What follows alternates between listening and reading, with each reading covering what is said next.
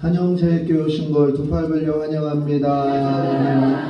사랑합니다. 축복합니다. 반대편에 사랑합니다. 축복합니다.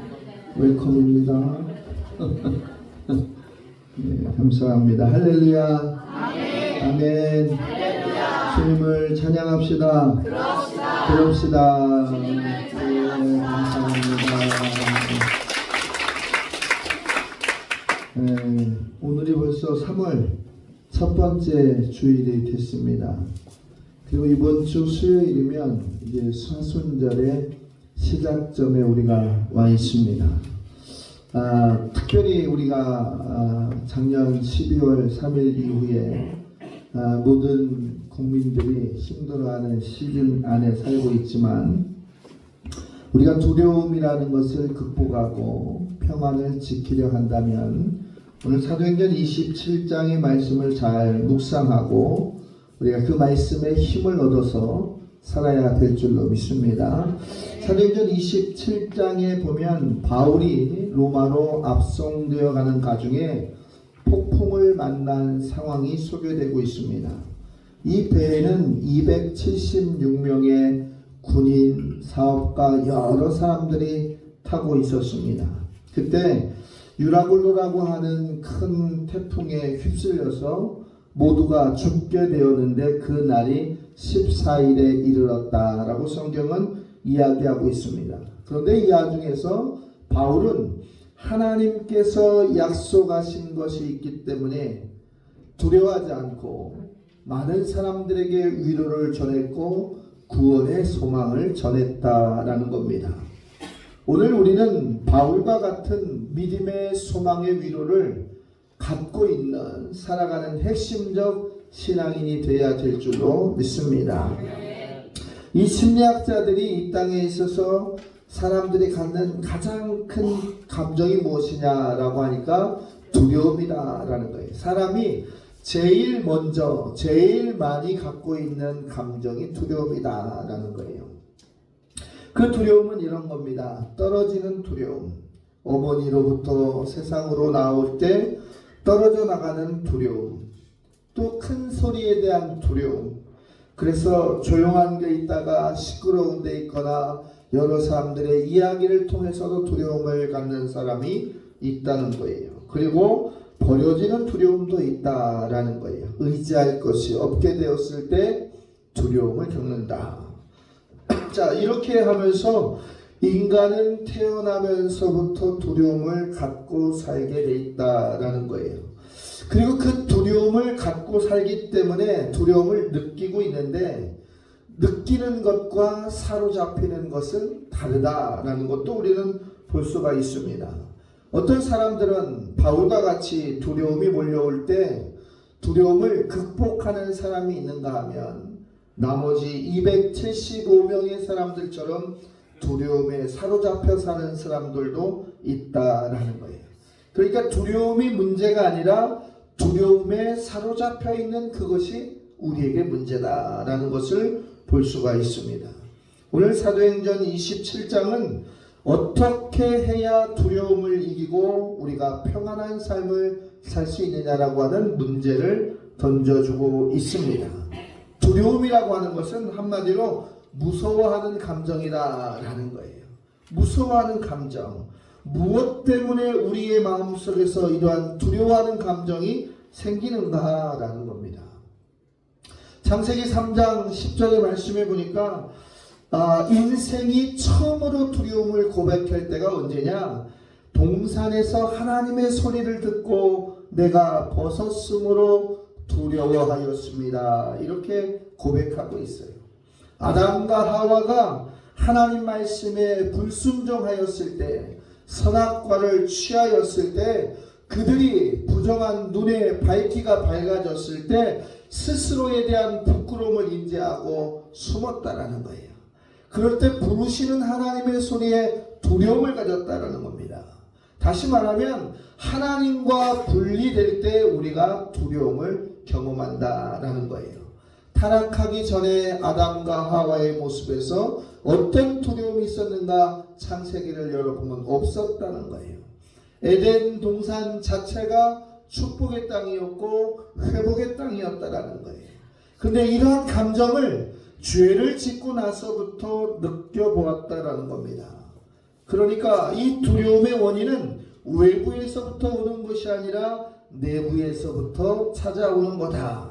하나님께서 나와 함께 하신다는 것을 확신할 때는 두려움이 찾아와도 이길 수 있는데, 하나님과 떨어져서 나 혼자라고 하는 생각이 앞을 이끌어갈 때 두려움에 우리가 사로잡혀 있더라라는 거예요.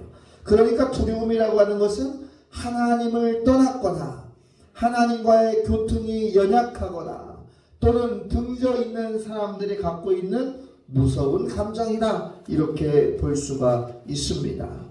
에드 영이라고 하는 사람이 쓴 책의 내용에 보면 두려움의 숫자가, 인간이 가지고 있는 숫자가 645개 정도가 된다는 거예요. 거기에는 다양한 두려움이 소개되고 있습니다. 그리고 두려움의 양상이 자꾸 바뀌고 세밀하게 나오고 있다는 거예요. 다른 사람들은 느끼지 않는 두려움이 내게 자꾸 다가오고 있다라는 것을 볼 수가 있습니다.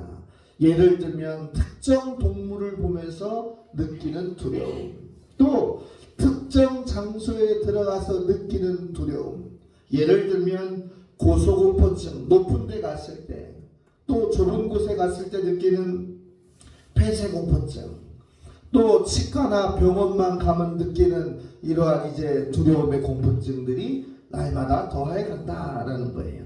또 어떤 사람들은 사람에 대한 공포증을 갖고 있어요.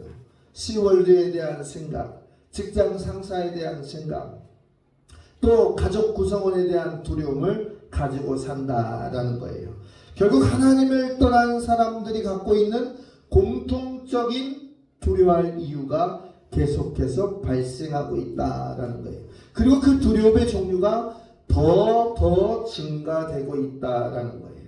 하나님을 떠나 살다 보니까 두려움으로 찾아오는 그 환경이 날마다 더해지고 있더라라는 거예요.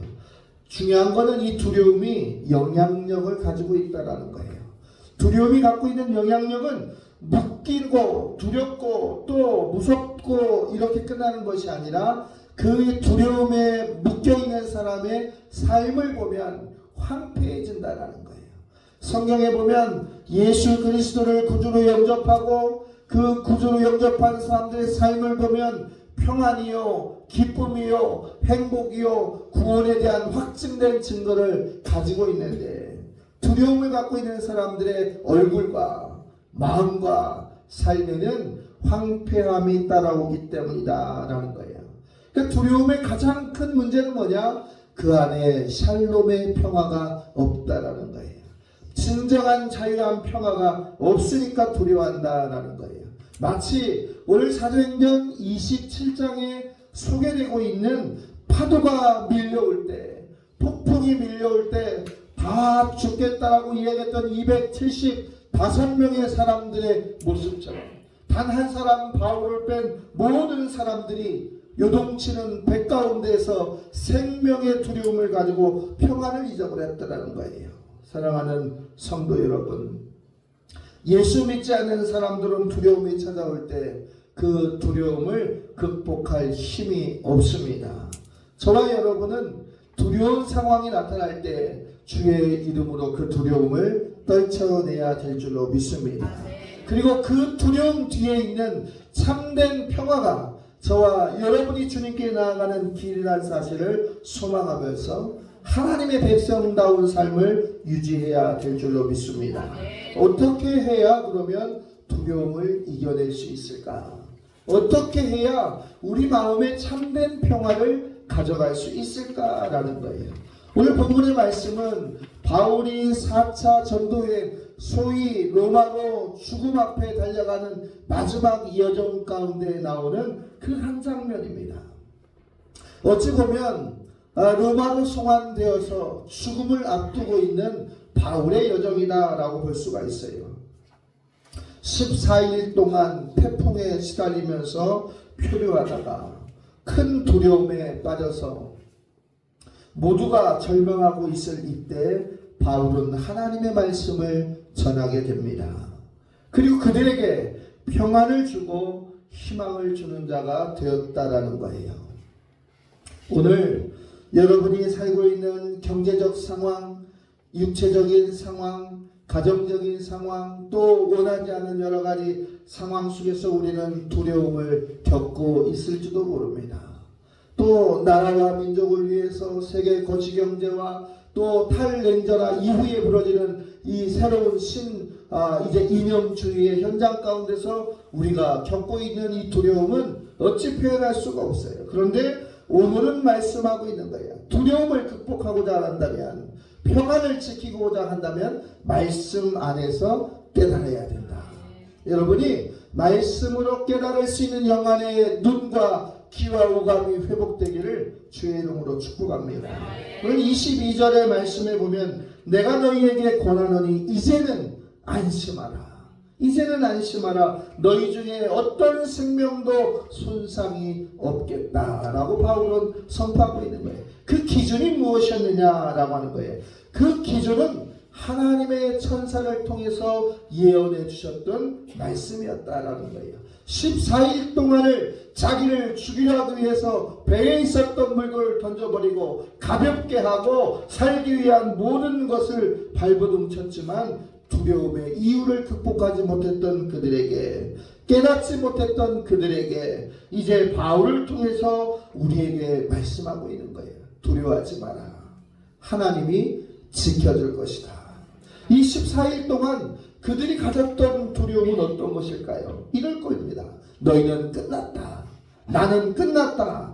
이 파도 가운데서, 이 지중해 가운데서 우리의 배가 산산조각이 날 거고 양식도 다 버렸고 이제 모든 것을 다 버리고 마실 물조차 없다. 우리에게는 희망이 이제 없다. 이제 될 대로 되라. 우리 모두가 죽게 될 것이다. 그게 어떤 누구의 마음이냐? 사탄의 마음이라는 거예요. 사탄은 태풍을 바라보면서 조급한 마음과 두려운 마음과 안타까운 마음과 부정하는 마음을 275명의 모든 사람들에게 부어줬다라는 거예요. 그러나 그 중에 열애된 한 사람 바울은 이야기하고 있어요. 하나님의 말씀을 통해서 지금의 상황을 정확하게 인식하고 판단하고 분별했다라는 거예요. 그 한 사람이 저와 여러분이 되어야 될 줄로 믿습니다. 상황은 무엇이냐? 파도가 덮친 것이 맞고 배가 흔들리는 것이 맞고 먹을 물이 없는 것도 맞고 우리가 더 이상 어떤 곳도 갈 수가 없는 것이 맞지만 그 두려움에 실제처럼 보이는 거짓 증거에 우리가 넘어갈 것이 아니라 하나님의 이름으로 우리가 위로함을 받아야 된다는 사실을 갖는 자가 희망 가운데 있다는 사실, 평안의 주인공이라는 사실을 우리는 믿어야 될 줄로 믿습니다. 구약 성경에 보면 다윗과 골리앗의 이야기가 소개되고 있어요. 대부분 사람들은 그렇게 느꼈습니다. 저 골리앗을 어떻게 이기느냐? 저 골리앗이 우리 이스라엘을 반드시 이길 거다. 이 골리앗과 싸우러 나가는 사람은 반드시 죽을 거다. 그러나 다윗의 생각은 달랐습니다. 바울의 시각은 뭐였냐면 하나님을 믿지 않는 골리앗이 하나님을 조롱하고 하나님의 종인 자기를 죽일 수 없다라고 생각하고 깨달았다는 거예요. 사랑하는 성도 여러분, 이 깨달음을 통해서 다윗은 하나님의 이름으로 그가 나아갈 수가 있었다는 거고 결국은 자신을 죽이려고 했던 그 칼로 골리앗의 생명을 빼앗을 수 있었다는 거예요. 우리는 상황 안에서 이루어지는 하나님의 말씀을 깨달아야 될 줄로 믿습니다. 깨닫는 자가 지혜요, 깨닫는 자가 명철하며 깨닫는 자가 축복의 현장에 있는 줄 믿으시길 바랍니다.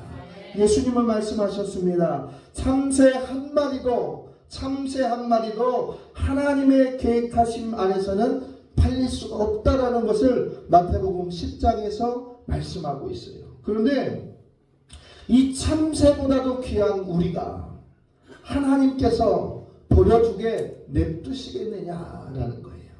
우리는 상황을 보고 깨달아야 합니다.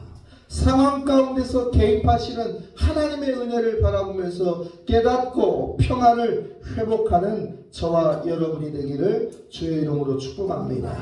돌아가는 상황을 보지 말고 사건을 보고 증거되는 거짓을 보지 말고 하나님께서 나를 지키고 있다라고 하는 바울과 같은 소명의 눈빛으로 깨달을 수 있는 지혜가 있다면 우리는 그 두려움을 떨쳐버리고 평안을 찾을 수 있는 승리자가 될 줄로 믿습니다. 두 번째는 뭐냐면 깨달았다고 한다면 믿어야 한다라는 거예요. 믿어야 한다. 여러분이 안심하라. 나는 내게 말씀하신 그대로 되리라. 하나님을 믿노라. 하나님의 말씀하신 대로 내가 그대로 믿겠다라는 거예요. 어젯밤에 내가 기도 가운데 만났던 그 하나님이 말씀하신 그 내용을 내가 믿겠다라는 거예요. 자기와 함께 배를 타고 있는 사람들의 생명을 구원하시겠다고 하는 그 말씀을 믿겠다라고 하는 거예요. 그 믿음을 통해서 두려움을 극복시켰다라는 거예요. 사랑하는 성도 여러분, 성경에 보면 두려워 말라라고 하는 이야기가 많이 소개되고 있습니다. 실제로 365번이라고 이야기하지만 유사 언어들이 있지 않습니까? 걱정하지 마라, 염려하지 마라, 이런 단어들까지 다 합치면 400번에 가까운 소리가 나오고 있습니다. 말씀을 묵상할 때 두려워하지 말라라고 하는 이야기가 날마다 소개되고 있다라는 말씀과 같다라는 거예요. 두려움을 느낄 때 우리는 그 두려움을 극복하고자 하는 뭐가 있어야 됩니까? 믿음이 있어야 될 줄로 믿습니다. 하나님의 백성이 살아가면서 극복하지 못할 믿음이 없다는 거예요. 두려움에 직면되어서 묶여있으면 그 믿음을 우리가 펼쳐나갈 수가 없다는 겁니다. 그래서 평안을 잊어버린 자 믿음을 회복할 수가 없어요. 그래서 우리가 상대방의 얼굴을 보면서 평안하십니까? 평안하시기를 바랍니다라고 이야기하는 것은 세상에서 줄 수 없는 가장 큰 축복의 기준이라는 거예요. 사랑하는 성도 여러분, 여호수아 1장 9절의 말씀에 보면 내가 명령한 것이 아니냐, 강하고 담대하라, 두려워하지 말며 놀라지 말라, 내가 어디로 가든지 내 하나님 여호와가 너와 함께 하시느니라 말씀하셨어요. 우리가 이것을 믿어야 하는 거예요. 어디로 가든지 무엇을 하든지 우리 하나님 여호와께서 우리와 함께하고 있다는 사실을 믿어야 될 줄로 믿습니다. 모세가 죽고 난 이후에 얼마나 큰 두려움이 여호수아에게 있었습니까? 가나안 40년의 시간이 끝나가고 이제 가나안 정복전쟁에 들어가는 그 가운데 광야에서 가나안의 정복과정 가운데서 어찌할 줄 몰랐던 그 여호수아에게 말씀하시는 거예요. 두려워하지 마라. 이 말씀을 우리가 믿어야 될 줄로 믿습니다. 사랑하는 성도 여러분, 저와 여러분 사이에 감당할 수 없는 큰 두려움이 밀려왔을 때마다 두려워하지 말라. 하나님이 너와 함께 하실 것이라고 하는 여호수아에게 하신 약속의 말씀이 저와 여러분의 소원과 응답의 말씀이 되기를 주의 이름으로 축복합니다. 시편 23편 후반절에는 이렇게 소개되고 있어요. 내가 사망의 음침한 골짜기를 다닐지라도 해를 두려워하지 않을 것은 주께서 나와 함께함이라. 사망의 음침한 골짜기에 다닐지라도 내가 해를 두려워하지 않을 것은 주께서 나와 함께 하실 것이다. 이것을 믿기를 주의 이름으로 부탁을 드립니다. 이 약속을 믿고 붙들을 때 여러분에게 참된 평화가 있는 줄로 믿습니다. 마지막으로 우리가 참된 평화를 갖고 두려움을 극복하려고 한다면 용기 있는 행동이 필요합니다. 오늘 26절의 말씀해 보니까 우리가 반드시 한 섬에 걸리리라 이렇게 소개되고 있습니다. 반드시 우리가 구원을 받을 것이다 라는 거예요. 하나님께서 유라굴로의 태풍 속에서 우리 한 사람도 다치지 않게 붙잡아 주실 거니까 그 용기를 가지고 살으라라고 하는 선포가 있는 거예요. 반드시 우리가 한 섬에 걸리리라. 뭐예요? 소망이 보여주는 거야. 목표가 있어지고 결과를 예측할 수 있게 보냈다라는 거예요. 여러분에게도 용기 있는 희망의 선포가 이 3월달을 통해서 사순절의 출발의 즈음에서 있기를 소망합니다. 어떤 절망적인 상황 속에서도 하나님은 여러분의 길을 예비하십니다. 예비하시고 계획하시고 인도하실 줄로 믿습니다. 두려움이 다가올 때 용기 있게 바울처럼 앞을 향해서 달려나가시기를 주의 이름으로 축복합니다. 말씀을 정리하겠습니다. 인생은 두려움에 사로잡혀 사는 것이 맞습니다. 그러나 그 두려움에 멈춰있는 자는 퇴보하는 자요, 믿음이 없는 자요, 깨달음이 없는 자요, 용기가 없는 자다라는 거예요. 사도행전 27장은 오늘 우리에게 말씀하고 있어요. 풍랑 속에서 살지라도 흔들리지 않는 믿음을 가지고 살아라. 하나님의 구원의 손길이 변함이 없음을 믿고 살아라. 그 약속됨을 가지고 담대히 나아가라 라는 거예요.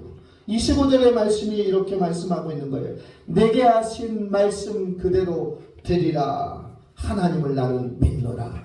오늘 저와 여러분이 하나님의 백성답게 사는 것, 두려움이 밀려올 때 그 두려움을 극복하고 나아가는 것, 말씀 안에서 깨닫고 그 말씀을 믿고 그 말씀 안에서 행동하는 저와 여러분의 3월이 되어서 더 큰 평안과 더 큰 형통함의 축복으로 물권과 인권과 영권과 생명권이 회복되는 그런 3월이 되시기를 축복합니다.